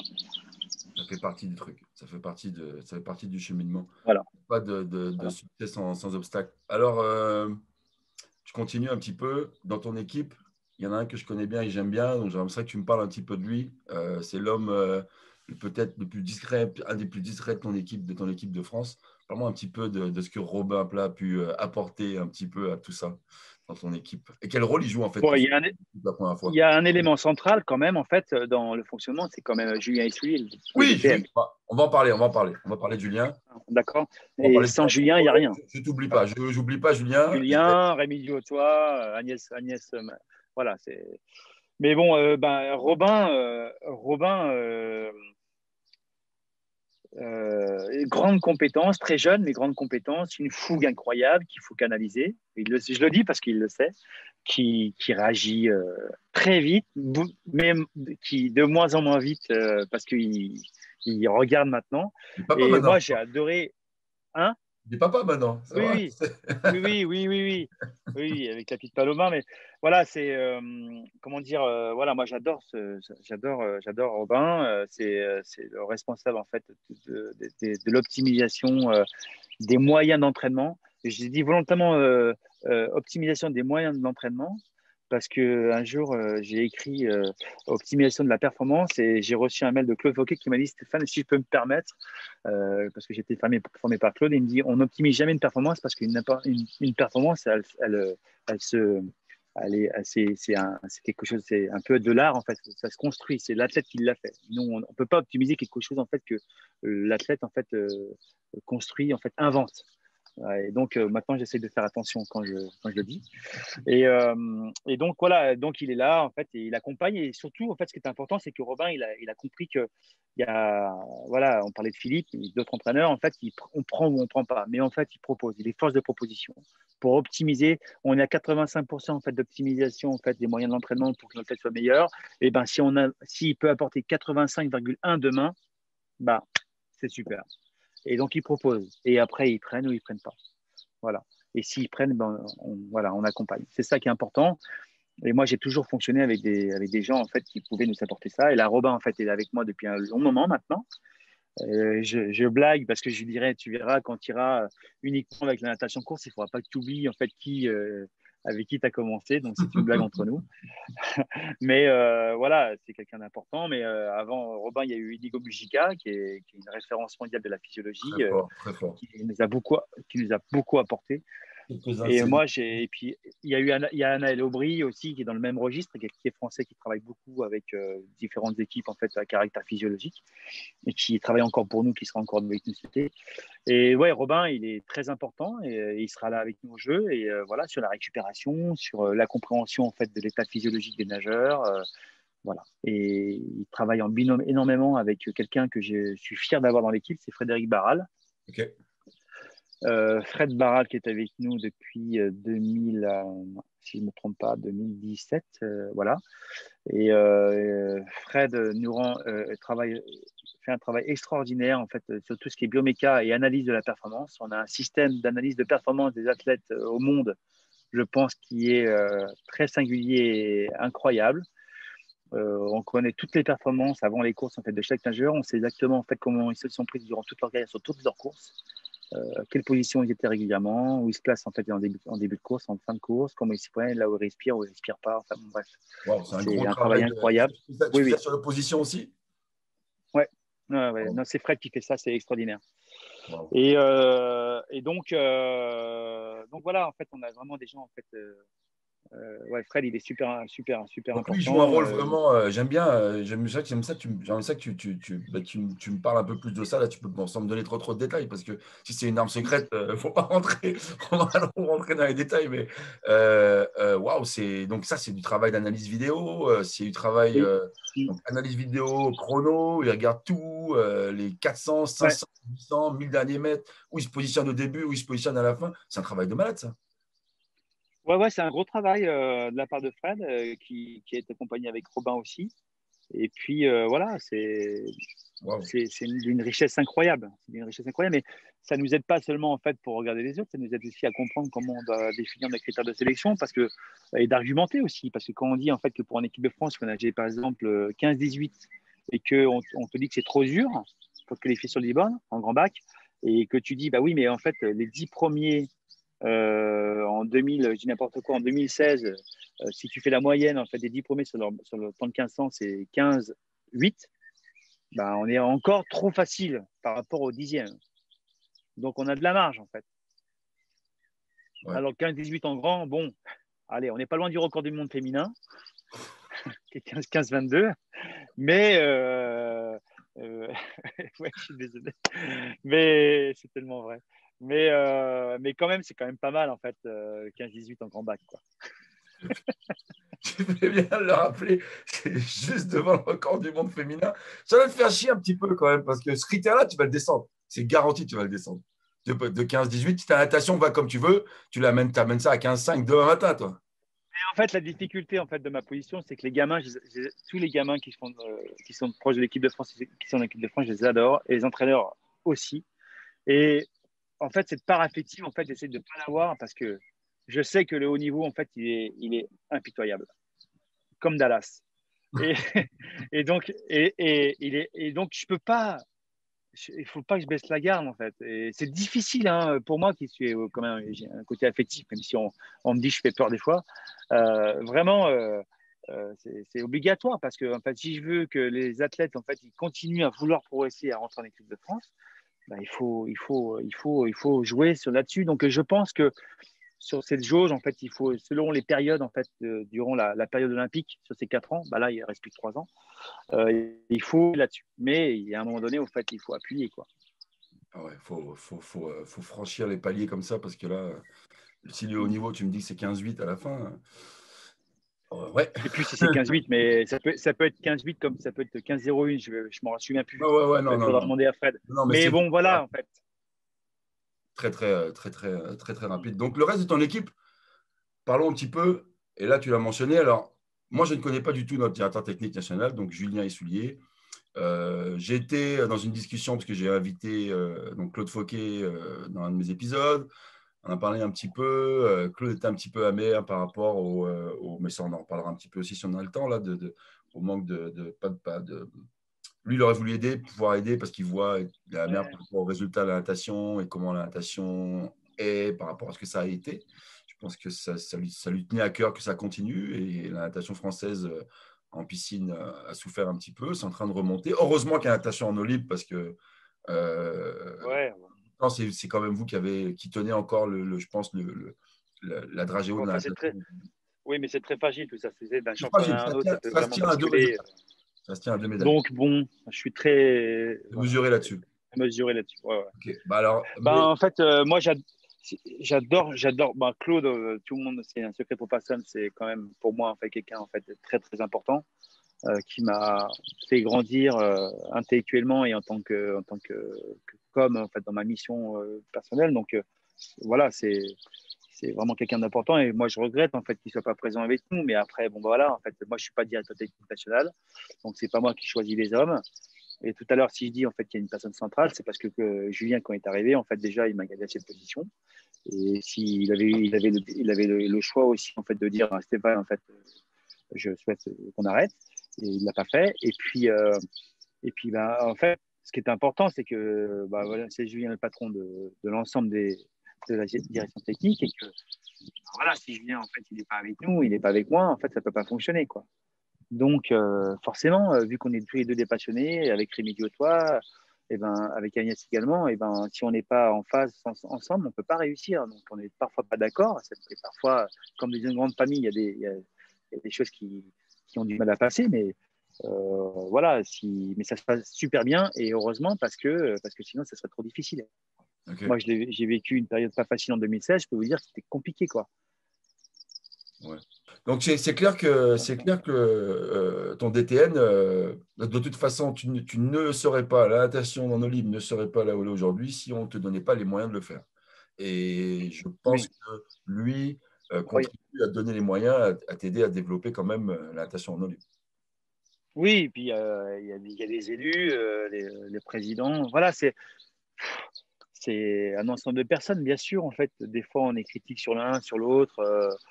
Mais de toute façon, à un moment donné, il faut bien qu'on se rassemble parce que si on n'est pas rassemblé pour des événements majeurs comme les Jeux Olympiques ou autres, ça ne peut pas fonctionner, quoi. Donc voilà, c'est un projet commun. Hein, et c'est pas que l'eau libre ou Stéphane Leca ou Philippe Lucas. Ça va plus loin que ça, quoi. Ça va Ouais. plus loin que ça. C'est bigger than that. Bon, alors on va continuer. Alors, on a parlé de ton rôle, on a parlé un peu de ta mission. Moi, j'aimerais ça que tu me parles un peu de ton quotidien. Parce qu'être directeur technique, ben moi, je le sais. Je communique un peu avec toi de temps en temps. Tu es toujours parti par bons et par veaux. Il y a toujours plein de voyages. Tu accompagnes beaucoup les nageurs, tu accompagnes beaucoup les entraîneurs. Tu es sur les sites d'entraînement. Tu fais des stages avec l'équipe de France, bien sûr, souvent. Il y a un ensemble de choses. Parle-moi un petit peu de ton quotidien et de ta gestion de ton quotidien, en fait, parce que les gens qui s'imaginent que le directeur technique, il est chez lui, attendent que ça se passe. Je pense qu'on a parlé un petit peu de Tokyo tout à l'heure et de l'organisation. Bon, on aura compris que c'était quand même du travail, qui était quand même très pointilleux, ce genre de détails, n'était pas pointilleux en Hmm. restant dans ton canapé. Mais pour le côté plus sportif, côté plus accompagnement. Bon, bah, de toute façon, là, déjà, ma journée, elle commence très tôt. Moi, heureusement, je suis un lève-tôt. Donc, je dis heureusement parce qu'il y a Philippe qui est un lève-tôt aussi. Et très souvent, avec Philippe, on fait le point à 6h30 du matin. Voilà, parce que c'est le moment où il est tranquille. Il est dans sa salle de muscu. Et puis, ben, en fait, on fait un peu le point en fait, de ce qui se passe dans son groupe, les nageurs qui sont qualifiés au jeu, des juniors. Voilà, on parle des différentes choses qu'il y a à mettre en place. Et puis ensuite, et ben, après, il y a du côté voilà, répondre aux mails, il y a le côté administratif. Par exemple, ce matin, moi, j'ai fait une formation sur des brevets fédéraux pour des jeunes entraîneurs. Et puis après, ben, il y a toute la préparation en fait, des équipes de France, parce que bon, moi, j'ai les équipes de France seniors, mais il y a aussi les juniors qu'il faut accompagner, la relève également. Et puis ensuite, il y a la relation avec les entraîneurs, il y a la relation également avec la DTN. Là, en ce moment, on a quand même beaucoup de travail avec tout ce qui est Tokyo et les mesures sanitaires qu'on va devoir faire respecter et respecter. Ça, c'est un travail supplémentaire. Après, il y a tout ce qui est développement qui prend pas mal de temps. Alors moi, j'ai une personne qui m'aide énormément. C'est mon collaborateur, c'est Florian Lucas, la fédération. OK. Florian, c'est mon bras droit, en fait. C'est une personne extraordinaire qui m'aide énormément. Quelqu'un qu'on voit très rarement, mais qui est dans mon environnement, qui est extrêmement important. Sans lui, ça serait vraiment beaucoup plus compliqué. Et puis après voilà, j'ai des athlètes. Parfois, j'ai les parents, mais c'est plus rare ça. Ça, je le faisais beaucoup avant. Maintenant, j'ai beaucoup Bon, limité. Mais par contre, je connais quasiment tous les parents de chaque nageur de l'équipe de France. OK. Ils me connaissent, mais moi, je les connais aussi. OK. Je veux pas être intrusif, mais j'essaye de connaître l'histoire ou l'environnement du nageur. J'essaye, en tout cas. Voilà, j'essaie de comprendre. Bah, je comprends, sans être intrusif, hein, mais je veux savoir, en fait, un peu l'environnement, comment ils sont. Important. C'est déjà respecter, en fait, la personne. Ça me semble très important, en fait. Mhm. Et, euh, et puis, bah, après, ça, c'est moi. Hein, il n'y a personne qui m'oblige à le faire. Hein, mais je crois que c'est important pour moi. Et après, après j'ai ma vie personnelle aussi. Hein, donc, il faut manager ça. Avant, j'étais beaucoup travail. Je le suis encore beaucoup, mais je m'offre aussi des pauses. Par exemple, là, j'ai pris 5 jours de vacances après les championnats d'Europe où je suis parti 5 jours faire du vélo avec des potes. dans la France. Voilà. Et puis, et quand je suis pas en déplacement, quand je vais pas voir Philippe à Montpellier, quand je vais pas voir Magali ou je vais pas à droite ou à gauche voir des nageurs, et que je suis là ce week-end, et ben, je prends mon vélo avec mes amis et il y a le château de Compiègne, on se retrouve le dimanche matin à 9h ou le samedi, et puis après on part. Voilà. Et là, les conversations, elles sont assez lointaines du bassin. Parfois, elles se rejoignent. J'ai des amis qui ont des grosses responsabilités et je me sers aussi de ça. Et il y a un ami, l'un de mes meilleurs amis, Pierre, qui a une grosse boîte, et un jour, il m'a dit un truc essentiel. Et c'est pour ça que d'ailleurs, en fait, j'avais validé la vacation de Inigo Mujica. C'est qu'un jour, il me disait, de toute façon, pour réussir, il faut investir. Dans quoi, c'est à toi de choisir, mais il faut investir. S'il n'y a pas d'investissement, il n'y a pas de résultat. Après, il faut faire des choix. Et c'est vrai qu'Inigo, quand je l'ai contacté, c'était un investissement, mais il fallait faire un choix, mais c'était important de le faire parce que c'est une référence mondiale qui nous a aidé énormément. C'était en 2015. Aurélie a été championne du monde. Je ne sais pas quelle contribution il a eu en fait dans le titre de championne du monde d'Aurélie, mais il nous a aidés en fait. Ça, c'est sûr, à élever nos compétences et nos mesures prophylactiques et de compréhension en fait, de l'athlète de haut niveau. Et voilà, et ça, c'est très important. Et ça, je l'apprends en fait parce que je vais côtoyer d'autres personnes de notre environnement qui n'ont rien à voir, qui n'ont rien à voir, des chefs d'entreprise, mais qui jouent aussi, qui font des choix, qui managent également beaucoup de personnes qui ont de grosses responsabilités. Et en fait, tu peux faire le transfert de ça. Et c'est extrêmement important. ils font aussi de la performance, hein, c'est sûr. Hein. Ils font clairement. Complètement, ouais. Bon, on reste dans la physio. On a parlé de Mujica. On va rester dans Mujica. Alors, combien de temps il a travaillé avec vous, ce monsieur? Puis, qu'est-ce que tu penses qu'il a apporté à tes leaders de la natation, à tes meilleurs entraîneurs, ce monsieur? Parce qu'il il vous a côtoyé, il travaille avec les équipes. Quel a été son impact direct sur tes coachs? Alors moi, Inigo, il a bossé 3 semaines avec nous sur le stage de Sierra Nevada en 2015. Et ensuite, il a travaillé aussi avec Tony Lorter et Yannick Agnel sur la fête de 2016, quand Yannick est monté en Sierra Nevada. Et d'ailleurs, Yannick est revenu à un niveau vraiment pas mal à la sortie du stage de Sierra Nevada parce que Lionel avait réussi à faire un bon travail avec lui et puis Inigo avait beaucoup aidé également. Alors, Inigo, en fait, c'est un peu comme Philippe, en fait. C'est une grosse compétence, mais c'est un charisme énorme. Et donc, il aide par ses compétences, mais il aide aussi par son charisme. Et Inigo, en fait, quand tu le rencontres, tu as envie de le suivre. Il te dit, tu vois, là-haut, le Mulhacène, en fait, on va y aller aujourd'hui en marchant. C'est une montagne, en fait, en Sierra Nevada. Tu mets 8 heures pour y aller, mais vu qu'il te dit qu'on peut le faire, en fait, tu vas. On le fait. Voilà, on le fait. Et donc, quand il te dit, voilà, ça, c'est important de le faire parce que ça, parce que si, en fait, les athlètes, ils rentrent dedans. Donc, en fait, cette alchimie entre les compétences physiologiques, ses connaissances, son charisme, ton niveau d'équipe, il est là. Et une fois qu'il y a Nigo, en fait, tu l'as avec toi, en fait, il est là. Et donc, il apporte également énormément à Robin, certainement, par ses publications, par ses relations.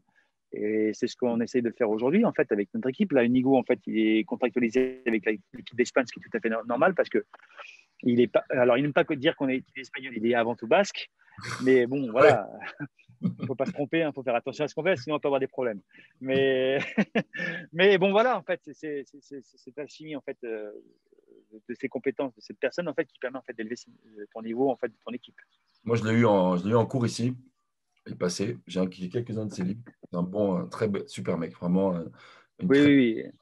Un mec, waouh. Puis ses écrits, ses publications sont très intéressantes. Je mettrai les liens dans la description de vidéo s'il y a quelques-uns qui veulent aller regarder, qui ne connaissent pas. J'inviterai à regarder. Donc, on va rester dans la physio et parler un petit peu d'entraînement. Et moi, ce qui me frappe en eau libre, c'est qu'il me semble qu'il y a vraiment, en eau libre, tu me diras que c'est pareil en natation, piscine. Mais là aussi, on a des courants complètement différents. On a des façons d'entraîner et de coacher qui sont complètement différentes. Est-ce que tu veux nous parler un petit peu de ça? Et c'est vrai que, alors, c'est bien, moi, j'ai eu la chance de pouvoir faire l'entrevue avec François Birel il n'y a pas longtemps. Et ça te fait faire, moi, en tant qu'entraîneur aussi, des resets. Tu sais, des fois, on croit beaucoup en ce qu'on fait à cause des paradigmes dans lesquels on a évolué, tout ce qui nous a plus ou moins touché pour devenir qui nous sommes. Et on croit à certaines choses, on croit peut-être moins à d'autres parce qu'on est peut-être un petit peu plus comme ça, même si on ne veut pas l'être des fois, tu vois. Et aujourd'hui, quand je vois, moi, je sais comment Magali un petit peu travaillait et comment elle a évolué. Je sais que c'est pas tout le monde qui nage, qui travaille de cette façon-là, comme Philippe travaille non plus. Je sais que c'est pas tout le monde qui travaille comme Philippe non plus. Parlons un petit peu de ces différences et de comment en fait elles se rejoignent, parce qu'elles se rejoignent dans le sens où la finalité c'est la performance, hein, c'est le haut niveau. Et tu vois que malgré les différences, tes différents pôles d'entraînement majeurs en France, mais ta pyramide en haut, elles sont quand même top, hein. Et, alors, enfin, pour moi, c'est c'est lié, en fait, c'est lié à la rencontre entraîneur-entraîné, entraîneur-entraîné, entraîneur-athlète et au moment de vie de l'athlète. C'est-à-dire que un athlète, à un moment donné de sa vie, en fait, il va devoir s'entraîner de cette façon-là, et puis peut-être qu'à un moment donné, en fait, il faudra qu'il fasse différemment. Mais s'il peut le faire différemment avec le même entraîneur, c'est encore mieux parce que l'entraîneur le connaît très très bien et il sait comment il fonctionne. Et vu qu'il a analysé en fait son évolution, que ce soit mentale ou physiologique ou musculaire, il peut adapter en fait, et mieux mieux comprendre. Ça demande en fait de la part de l'entraîneur une sacrée dose de réflexion et d'adaptation, ce que je trouve est capable de faire souvent Philippe. Et pour moi, entraîner c'est ça. Et les différentes stratégies d'entraînement sur l'aspect physiologique, mais on ne peut pas en fait parler d'entraînement uniquement en fait en évoquant que le physiologique, parce qu'en fait il y a tout ce qui est en fait technique et technico-tactique, la mise en œuvre, et ça serait vraiment réduire en fait l'acte d'entraîner. C'est un phénomène complexe où tu dois prendre en compte l'ensemble en fait des paramètres qui te permettent en fait d'aller là où tu souhaites aller. Et donc c'est pour ça que c'est riche. Et donc c'est pour ça que Patineri en fait il va jamais nager plus de 8 bornes par séance, peut-être même 7. C'est pour ça que peut-être que moi j'étais surpris d'entendre pour en avoir parlé avec Fabrice Antonelli, son entraîneur, bah, que il faisait jamais, rarement il faisait des 800 ou des 1000 mètres, des 1500 d'entraînement. Tu m'entends mieux là ou pas? Impeccable, impeccable, impeccable. Donc on parlait, on s'est arrêté, on parlait de l'italien et tu parlais avec son entraîneur qui s'appelait l'entraîneur. Fabrice Antonelli. C'est ça. On parlait de Fabricio Antonelli, donc vas-y. Eh ben, que Fabricio, il me disait que c'était extrêmement rare que Patineri nage des distances supérieures entre 400 voire 500 mètres en série, quoi. Et en plus, il fait plusieurs fois des entraînements en bassin de 25. Donc, alors que tu as Philippe, il va te dire, moi c'est que du bassin de 50 mètres. Et puis, souvent, en fait, les distances, parfois, elles sont très, très courtes parce qu'il demande beaucoup de vitesse. Mais parfois, il n'est pas rare que Philippe, en fait, demande en fait, des 3 fois 2000 ou autre, quoi. Et donc, voilà, en fait, ils ont deux façons de fonctionner, mais les deux, en fait, cartonnent. Donc, mais par contre, je suis convaincu que ce soit Fabricio, que ce soit Philippe, ils sont capables en fait d'adapter en fait leur entraînement en fonction en fait de l'état physiologique, mental ou musculaire en fait de leur athlète. C'est C'est incroyable, ça. c'est incroyable ce que tu me dis qu'il nage quand même aussi peu. Je suis impressionné par Oui. l'Italien qui est recordman du monde du 1500 quand même, qui est champion du monde aussi du 1500, champion d'Europe. Là, il s'en va essayer de faire un doublé incroyable aux Jeux Olympiques. Mm-hmm. Waouh, ben, ça doit nager vraiment intense. Ça doit nager vraiment intense. Très intense à mon avis. Très intense. À mon Le avis. warm-up doit pas Mais être long, ça doit nager vite. je pense, ouais, je pense. On ne sait pas trop, mais voilà, je pense que c'est étonnant. Oui, c'est très étonnant, mais il n'y a pas un chemin en fait. Il n'y a pas qu'un seul chemin, mais il faut avoir tes convictions et puis il faut avoir cette capacité de réflexion pour continuer à évoluer. Voilà. Wow, C'est ça qui wow. est intéressant. C'est ça qui est intéressant. Et c'est ça qui est riche, en fait, dans ce métier-là. Et tu as Magali là-dedans qui est encore un peu plus en volume, dans Oui. l'entraînement. Pas un peu. Elle est quand même. Bon, elle a quand même fait des choses. Elle fait quand même des choses. Comment dire, c'est un peu moins. Je ne vais pas dire que c'est moins volumineux, mais c'est quand même ça reste quand même un volume très important. Mais elle essaye enfin, on essaye de la faire amener vers des choses en fait pour qu'Axel puisse avoir un peu plus de puissance, mais c'est très dur parce que la difficulté de tout ça, c'est que en fait les entraîneurs ils ont des grandes convictions et c'est leur point fort aussi, c'est leur force. Ouais. Je veux dire, Axel, il est quand même plusieurs fois champion du monde, plusieurs fois champion d'Europe. Je veux dire, d'accord, c'est sur l'épreuve en fait qui n'est pas au jeu, mais quand même, quoi, c'est une référence. Et lui, son rêve, en fait, encore une fois, c'est d'aller aux Jeux Olympiques à Paris. Donc, ok, ben, si tu veux aller aux Jeux à Paris, il va falloir, en fait, à un moment donné, que Axel, il renage très vite au 1500, ce qu'il avait déjà fait auparavant. Ouais. Axel, enfin, très vite, c'est relatif, mais il a déjà nagé 3,53 au 400 en grand bac.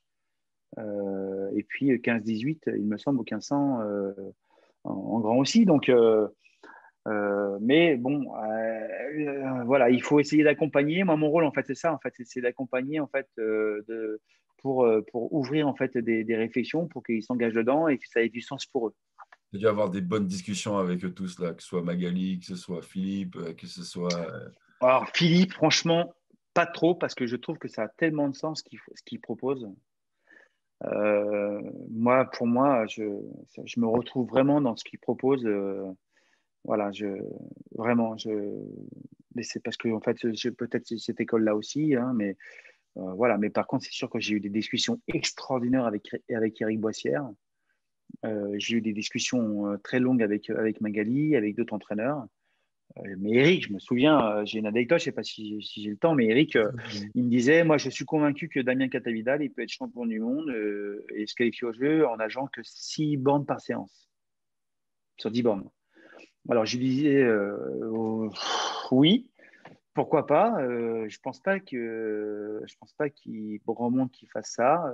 Peut-être, mais pas énorme. Peut-être avant l'américaine Hailey Anderson, qu'elle a fait vice-championne olympique à Londres en 2012. Peut-être qu'elle s'entraînait comme ça avec son coach, avec sa coach, avec Catherine Vaught. Ouais. Mais j'en suis pas sûr en fait. Et donc je lui disais en fait, je pense, et c'était au début où il entraînait en eau libre, Eric, mais il avait déjà quand même une grosse expérience. Déjà, c'était quand même, c'est pas n'importe qui, Eric Boissière. Et je lui disais, mais voilà, le champion du monde, c'est qui? Il me dit, ben, c'était le grec, c'était Spiridon.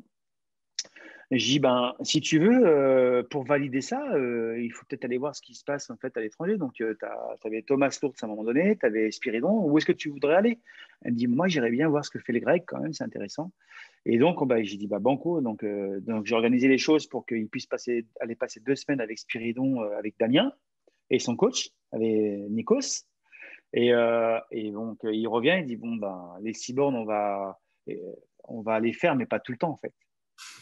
Parce qu'en fait, on va jauger. Mais par contre, ce que Damien a compris, ce que Eric a compris, c'est que Spiridon, en fait, dès qu'il plongeait, ben, c'était la guerre, en fait. Pour revenir à ce que je disais, c'est que Eric me disait et Damien aussi me disait que Spiridon, même à l'échauffement, n'acceptait pas que Damien touche devant. Ah, il roule, direct. Direct. Alors voilà. Et donc, en fait, des fois, dès le début de l'entraînement, en fait, bah, il y avait une rivalité. Et des fois, il y avait des séances qui faisaient 3 bornes, mais que de la vitesse. Et des fois, il y avait des séances en fait, qui faisaient 9 bornes. Et en fait, voilà, c'est un autre travail. Et en fait, voilà. Et il y avait Eric, en fait, est revenu transformer, et il a eu cette intelligence, malgré le fait que c'était quand même Eric Boissière, c'était pas n'importe qui. Il a eu cette intelligence d'aller voir ce qui se passait à l'étranger, en fait, dans cette discipline-là, chez les meilleurs, pour lui aussi, en fait, apporter sa façon de faire. Et après, il a excellé avec Damien, mais il a excellé également avec Logan Fontaine et puis d'autres. Mais comme tu as dit, il y a vraiment plusieurs façons d'y arriver. C'est ça qui est beau. Puis surtout, ça convient. Tu sais, quand je parle avec Axel, tu as l'impression que bah, lui, il est bien dans cet élément-là. C'est son élément. Puis il y a des nageurs avec qui ça fonctionnera moins bien, puis d'autres mieux. Et c'est ça qui fait, bah, écoute, tu as tellement d'athlètes. Puis cette diversité-là, je pense que c'est ça aussi qui fait la performance. Toi, tu es assis dans ton fauteuil, tu diriges un petit peu ça. Si à la fin si à la fin ça roule, tu vois, si à la fin c'est gagnant, Bien sûr. voilà, quoi. Ah Voilà. bah moi, mon objectif, c'est qu'on cartonne à la fin, hein. C'est ça l'objectif, hein.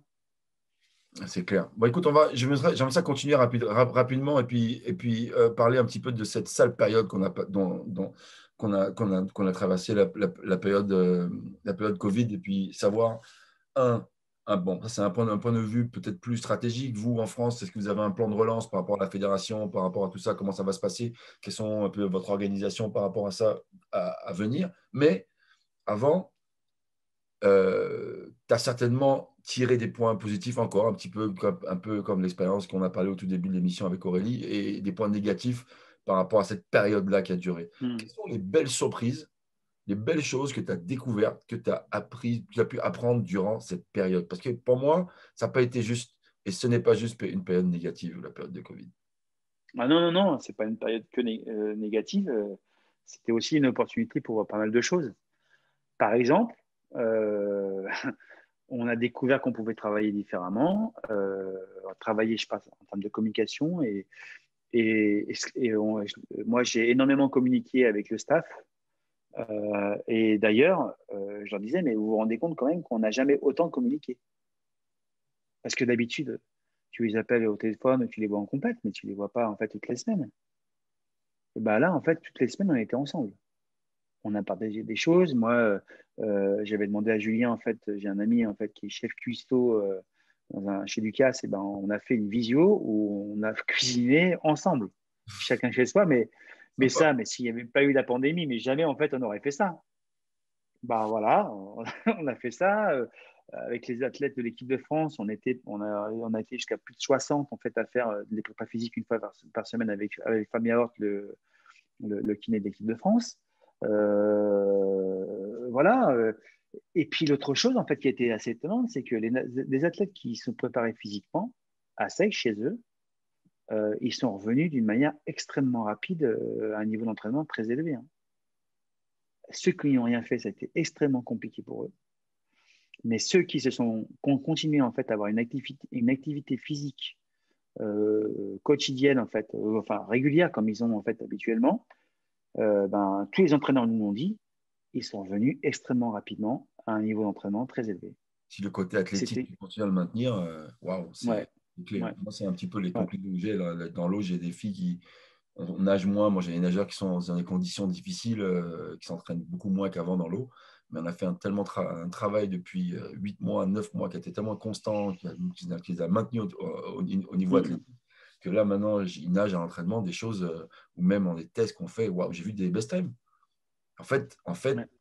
tu es dans cette situation-là, et je leur dis souvent, puis je pense qu'il faut leur dire à tous, bravo, moi, je vous tire Ah ouais, ouais, mon chapeau parce que, c'est sûr. waouh, putain, dans ces conditions, vous entraînez comme vous entraînez. Et puis, il y a un truc dont je ne démords pas, c'est la capacité qu'un athlète peut avoir à s'adapter. C'est waouh, waouh, une fois de plus, et les coachs aussi. Ah, ah ouais, c'est clair. Absolument. Ah, c'est clair.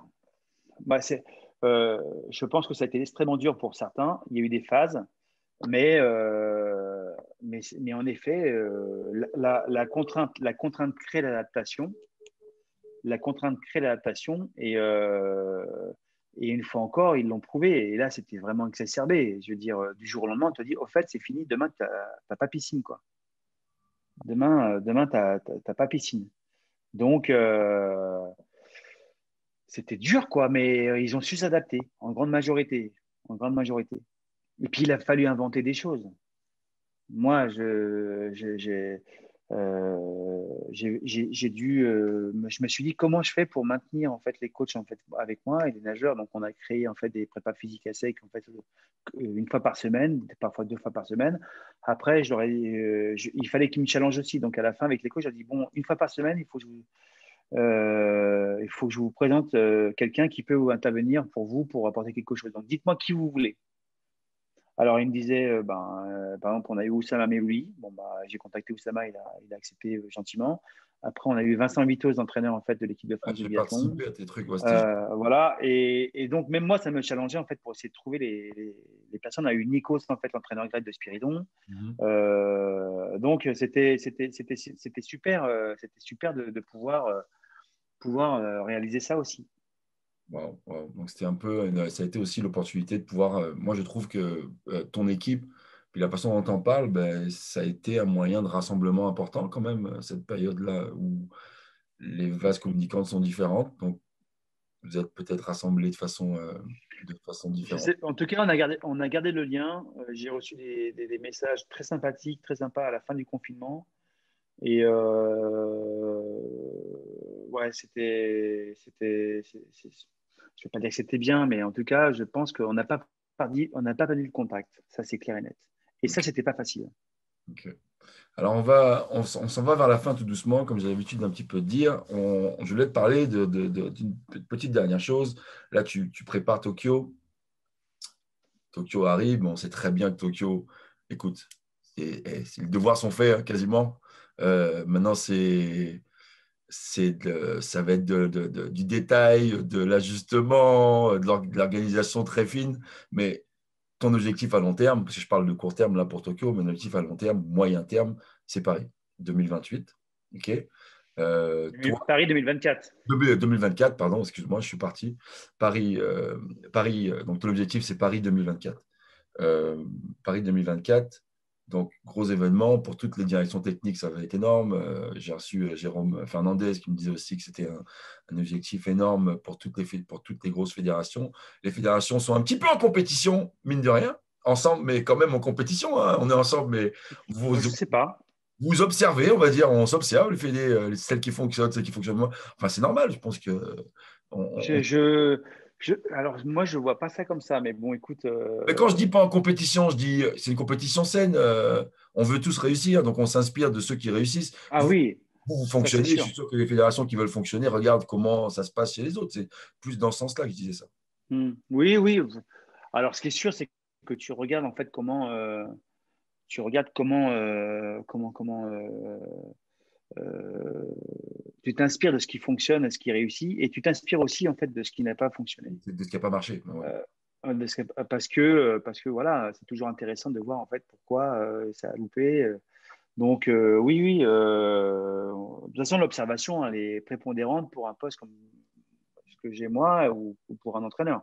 Si tu n'es pas capable d'observer en fait ce qui se passe aux alentours, ben ça va être compliqué, je pense. Hein. Voilà, donc je parlais plus de ça. C'est quoi les prochains objectifs? Parce que 2028, on le sait. Wow. Donc pour toi, tu t'enlignes vers là. Est-ce que tu arrives 2024, 2024, 2024. J'insiste encore avec 2028, c'est fou, je ne sais pas pourquoi. Je vais me faire plus vieux. 2024, c'est demain.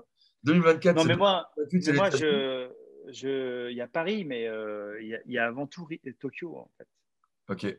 Et voilà, je sais à peu près ce que je vais faire après Tokyo, mais je me centre d'abord sur Tokyo en fait. Je suis pas sur Paris pour l'instant. Enfin, je suis pas sur Paris. J'ai un œil, j'ai une oreille en fait sur Paris, forcément. Mais je suis avant tout sur Tokyo parce que je crois que l'erreur, en fait, ce serait déjà de se centrer sur Paris et un petit peu sur Tokyo. Alors Ouais. qu'on a quand même Tokyo, même si ça va être singulier et particulier, il faut quand même réussir ces Jeux de Tokyo. Ça fait quand même longtemps qu'on les prépare, qu'il y a des athlètes qui les préparent depuis longtemps. Et quand même, ils méritent, avec ce qui s'est passé, en fait, qu'on les accompagne de la meilleure des façons sur cet événement-là. Et, et donc, mais Paris, oui, ça va être extraordinaire. Et après, je pense que on va avoir là aussi une responsabilité de réussite. Mais moi, il y a une semaine ou 2 semaines, on parlait des Jeux Olympiques de Paris avec des athlètes. Certains sont déjà en équipe de France, même il y en a qui étaient aux Jeux, et d'autres ne le sont pas encore, ils sont jeunes, ils sont juniors. Et il me disait, mais Stéphane, on entend dire que les épreuves d'eau libre, en fait, ça va se faire là ou là. Et je dis, non, mais moi, je pense que ça va se faire. Il est bien possible que ça se fasse dans la Seine et pas tellement loin de la Tour Eiffel. Et je leur dis, mais si ça se confirme, ça, imaginez C'est énorme. le Français ou la Française, en fait, qui touche la plaque d'arrivée, il gagne. Il y a la photo et à la droite, quand il touche la plaque, il y a la Tour Eiffel. Et là, tu les vois, en fait. Waouh. Même moi, et eux, ils m'ont vu. Ben, en fait, ça brille dans les yeux, quoi. Ça touche. Ah Et ouais. donc, bah voilà, et tu te dis, bah là, en fait, toi, bien sûr, tu vas travailler pour œuvrer, pour les accompagner, les entraîneurs, les nageurs, tout le monde, en fait, pour que ça réussisse. Mhm. Mais eux, en fait, une fois qu'ils vont avoir ça dans leur tête, et ben, bien sûr, en fait, tu ne vas pas l'entraînement de la même manière, je pense, Pas qu'il lâche cette quand les jeux sont dans ton pays. pas qu'il lâche cette image. Donc toi, tu restes en contrat jusqu'à 2024 au moins. C'est plus de ça que je voulais parler.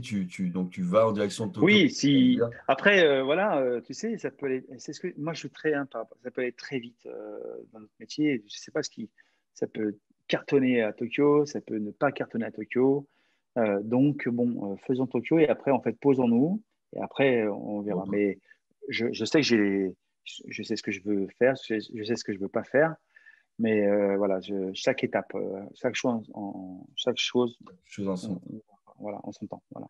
Alors, question classique, on finit avec ça. Si tu avais un conseil, un petit mot à apporter à nos futurs nageurs, à ces gens qui aiment l'eau libre et qui veulent aller vers l'eau libre, si tu avais un conseil majeur à leur apporter aujourd'hui, qu'est-ce que tu dirais à ces nageurs-là? Qui font uniquement du bassin et qui.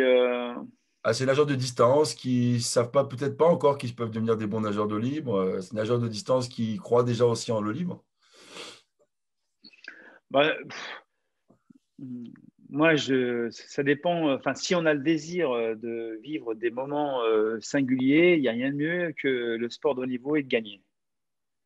Et donc, le challenge d'une vie, c'est quoi? Enfin, moi, c'est ma définition. Le challenge d'une vie, c'est quoi? Je suis convaincu que une fois qu'on arrive sur Terre, on est fait pour quelque chose. On est expert dans quelque chose. On ne le sait pas, mais on a un domaine d'expertise où on est largement meilleur que les autres. Le challenge de la vie, c'est de trouver dans quoi. Alors, s'évertuer à faire du 50 alors qu'on a toutes les qualités pour être champion olympique du 400 ou faire que du 400 ou du 200 alors qu'on a toutes les qualités pour faire du 10 bornes et être champion olympique, je veux dire, c'est tellement dur en fait de s'entraîner en fait au quotidien, mais c'est tellement dur aussi de faire de la musique pour être un musicien émérite ou autre, ou acteur, ou ce que tu veux, ou peintre, et que quand tu as des qualités en fait pour exceller et créer des émotions fortes chez les gens, bah, ta responsabilité, c'est de le faire. Et donc, en fait, si tu sais que tu as des grosses capacités d'endurance, des grosses capacités mentales, et que tes entraîneurs te disent, mais toi, tu devrais faire du 1500 et tu devrais faire du 10 bornes, ben, n'attends pas, en fait, parce que sinon, ben, quand tu auras 40 piges, tu te diras, c'est quand même idiot. J'aurais pu, mais j'aurais pu. Enfin, c'est dur d'entendre ça, quoi. Donc, Et puis, et ce qui est difficile aussi, surtout, je l'ai vu quelques fois, c'est que les jeunes, euh, il y a des jeunes en fait qui ont un petit peu peur en fait de l'aventure, de se lancer. C'est-à-dire en fait, c'est peut-être inconscient, mais de se dire, je vais pas le faire parce que je pourrais toujours dire que j'aurais pu. Mais ouais, mais sauf que c'est dommage parce que bien sûr, il y a le résultat final, mais on apprend tellement en fait dans ce chemin-là pour essayer d'y arriver que après tu peux le réinvestir dans ta vie perso en fait multiplié par 10 et tu as quelque chose de supplémentaire par rapport aux autres.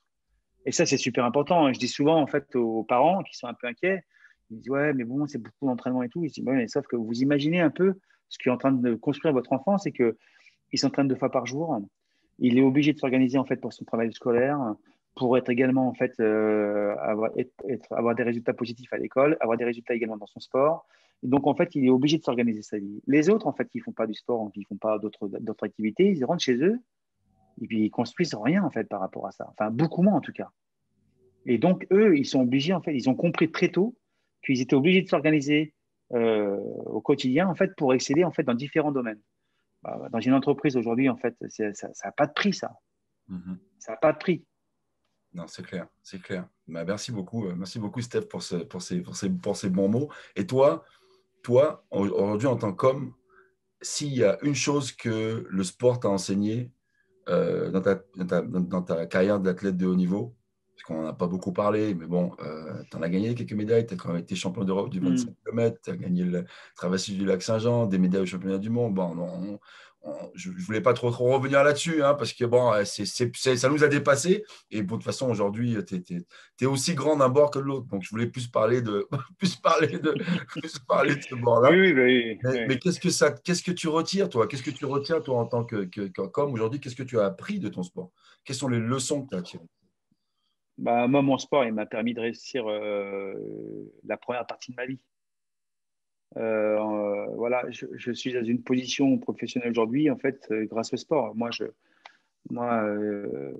des membres de ma famille ou des amis, en fait, ou des relations que j'ai eues quand j'étais ado, me disent, mais c'est fou, en fait. Parce que jamais on n'aurait imaginé que tu puisses réaliser ça.